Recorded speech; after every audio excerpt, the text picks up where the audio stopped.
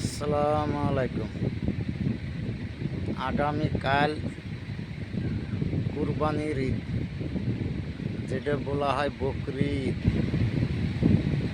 বা এই কুরবানি ঈদের আমাদের গ্রামের লোক, শহরের লোক, যেখানে মুসলিম আছেন তারা কুরবানি দিবেন।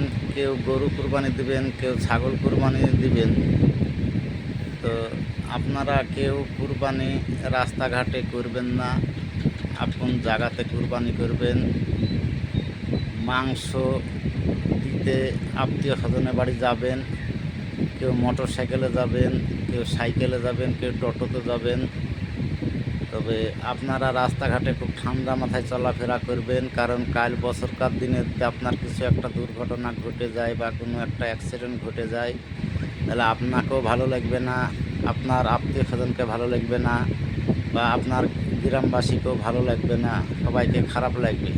সে খারাপটা থেকে দূরে থাকার জন্যে নিজে সতর্ক হয়ে চলা যায়, তাহলে সেই বিপদে পড়বেন না। তো নিজে সতর্কভাবে চলবেন।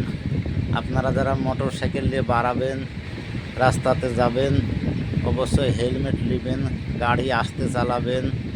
কালকে রাস্তাতে খুব ভিড় হবে, কারণ সব মানুষই তো আত্মীয় স্বজনের বাড়িতে কোরবানির মাংস বিতরণ করবে, যেতে হবে। সে কারণে রাস্তাতে কালকে ভিড় হবে।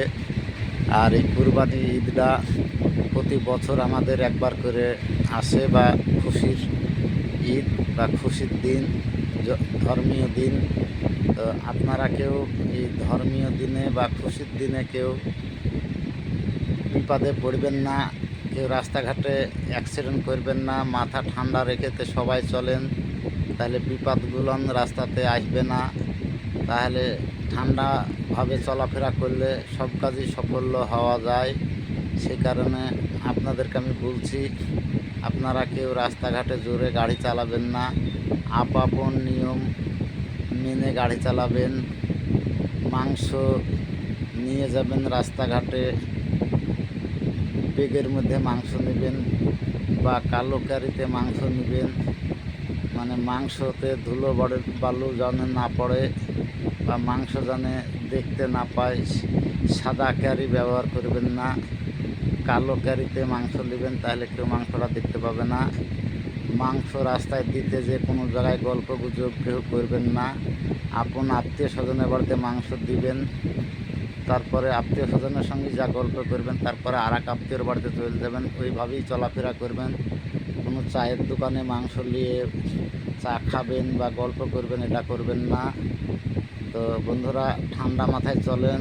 খুশির দিনে, বছরকার দিন, খুশির দিন, ঈদের দিন, সবাই সুস্থভাবে চলাফেরা করেন, খুশি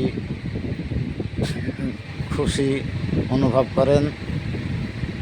আমার যত ফেসবুকের ফ্রেন্ড আছেন, কুরবানি ঈদের ঈদ শুভেচ্ছা রইল ভাইজান আপনাদের।